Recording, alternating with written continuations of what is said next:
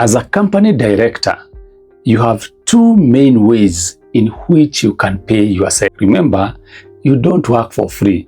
This is a company that, yes, you own, but it should pay you so that you can take care of your needs.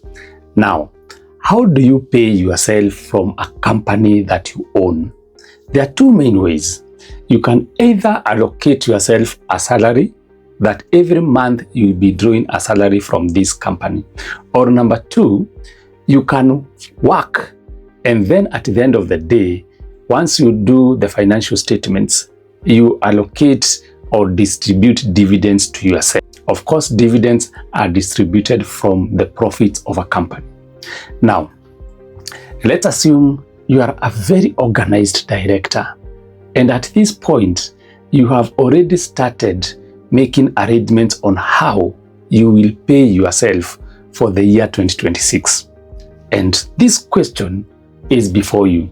Do I allocate salary payments for myself for the year 2026, or do I just earn dividends at the end of the year 2026? That's the question before you. Now, I will help you to break down this question, to unpackage it, so that at the end of the day, we will have a choice between salary or dividends. So the first question, how much do you plan to earn from your company the whole of next year? Let's work with 1.2 million. 1.2 million Kenya shillings. That's what you intend, you purpose, you have a target, and it's good to have targets. Now, let's start with the dividends way. If at the end of the year 2026, you want to allocate yourself a dividend of 1.2 million, what taxes will be payable from that? Remember, if it is a dividend of 1.2 million, you cannot just go to your bank account and withdraw 1.2 million shillings. First of all, anything that you withdraw in the form that you are paying yourself, it must come from profits. And therefore, that amount has first and foremost to be subjected to 30% corporation tax. So before you receive 1.2, we want to know how much you'll be left with. Then we compare with the salary method. So 1.2 million, first subject it to corporation tax, 30%. 30% of 1.2 million is 360,000. So 360,000, after you pay KRA, you have paid to Caesar what belongs to Caesar. 1.2 million less 360,000 is 840,000. Is 840,000 the amount that you should take home with you? Of course not, because there is 5% withholding tax on dividend income before the company pays you. Remember, even if this is a company that you own 100%, the government, the law, KRA, understands that you are two different entities. And that's why at the end of the day, your company has a KRA PIN, and also as a director, I have a KRA PIN. Therefore, the 840,000 after the company has paid its own taxes, 360,000, the 840,000 I have to subject it to 5% withholding tax, and this time round, this tax is final. It's called qualifying dividend, which is a final tax, and it's taxed at a rate of 5%. 5% of 840,000 is 42,000.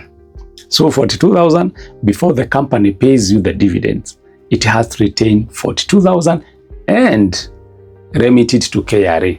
So now how much comes your way? It is 840,000 less 40,000, and we have 798,000. Note that figure somewhere. 798,000. From what you had allocated yourself, 1.2 million, your take home is 798,000. Let's now come this other side, the salary side. You said the whole of next year, you are a very organized person. And by there they say, organize or agonize.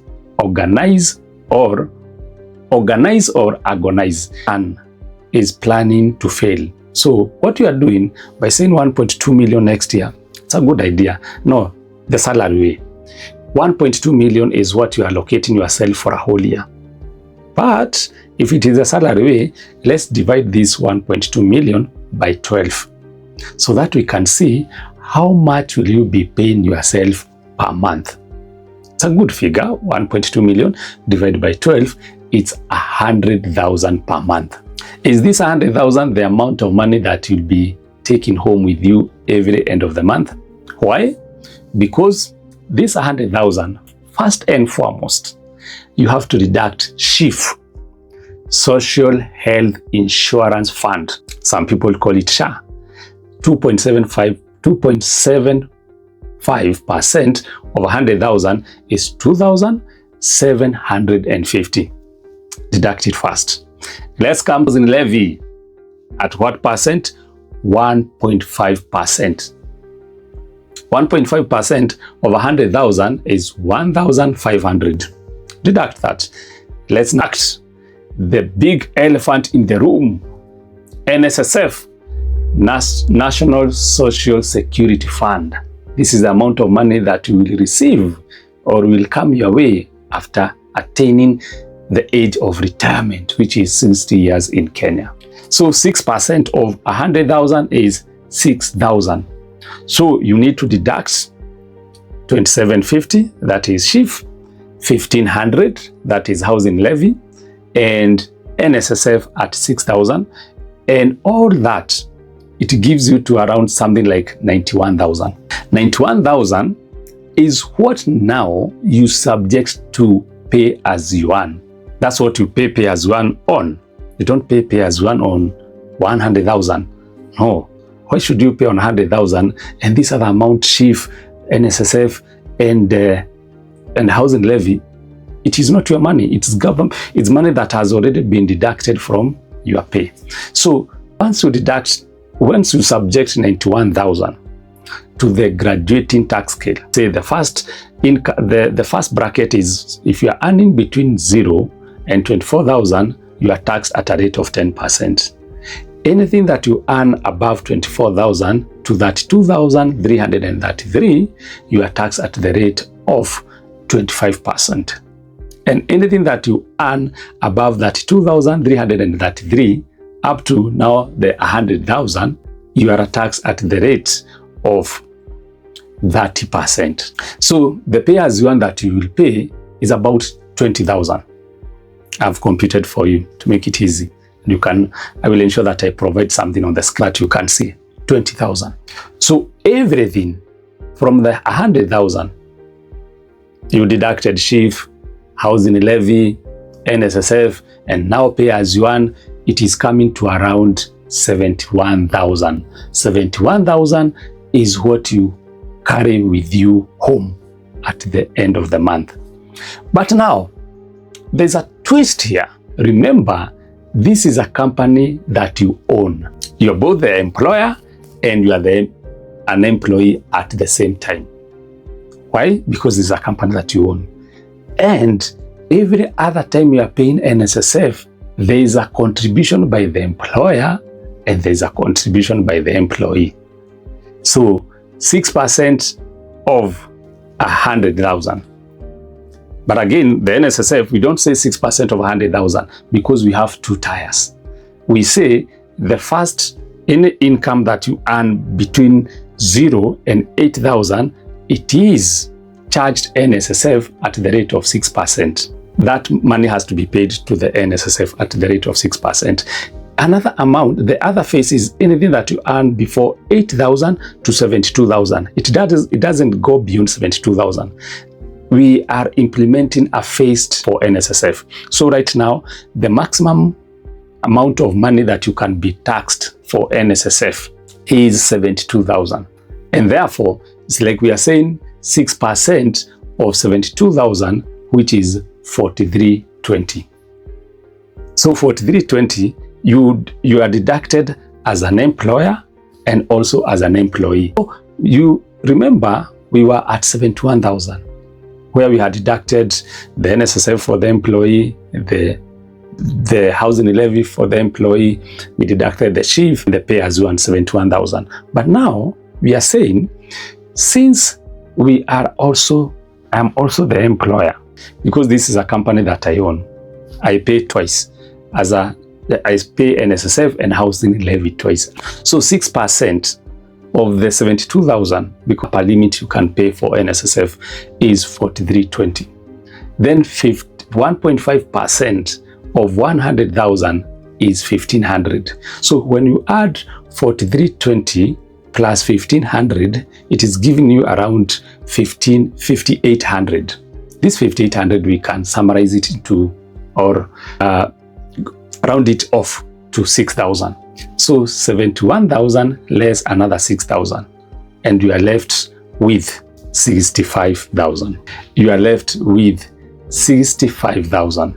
Now, 65,000 that you are taking with you home at the end of every month. 65,000. For us now to compare it with that other dividend method, where we saw that at the end of the year, you are supposed to carry home 798,000 if you decide to allocate you a dividend of 1.2 million. So 65,000 multiplied by 12. 65,000 multiplied by 12. How much do you get at the end of the year? 65 by 12, it is coming to 780,000. 780,000. Compare this with 798,000 that you get if you go the dividends way. So remember, both of them, you are getting allocated 1.2 million Kenya shillings. The dividend way has it because your take home is 798,000, but the salary way is 780,000. So the big question in the room, which way do we go? Do we go the dividend way or do we go the salary way? I know you are saying that we go the dividend way, and you are wrong. It's better you go the salary way, not the dividend way. Even if the dividend way you are taking home more money, 798,000 compared with 780,000. I don't want us to go the dividend way. I want us, in fact, to go the salary way. Why? This is the catch. Remember, when the dividend way, you don't have any savings with you. You don't have any medical cover. And this money you have to wait until the end of the year for you to receive it. But for the salary way, number one, remember there was contribution of 6% by the employer and another 6% by the employee towards NSSF. That is a total of 12%. 12% of 1.2 million is 144,000.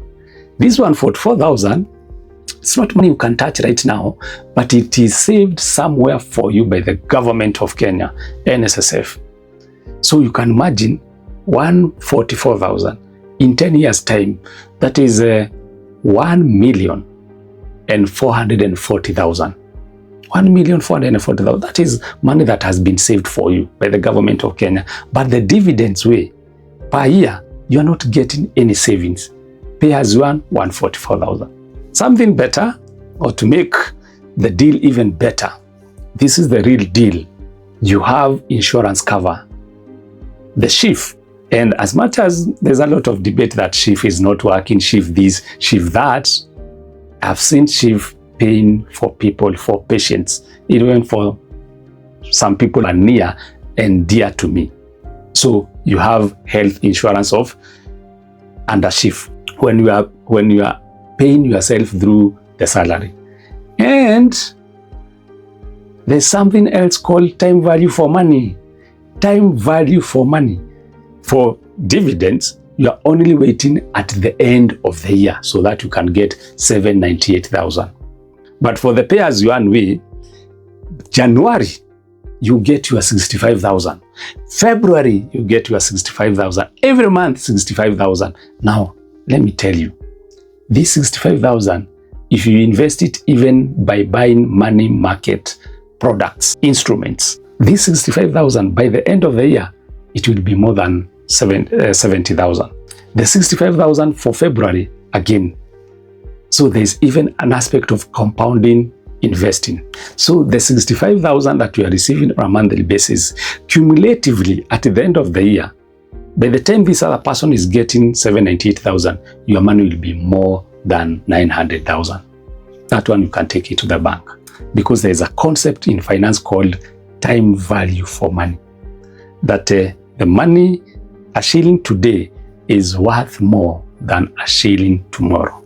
So because of those three main points, number one, that you have NSSF, future savings. By the time you hit 60 years, you have that money in NSSF when you are paying yourself through the salary.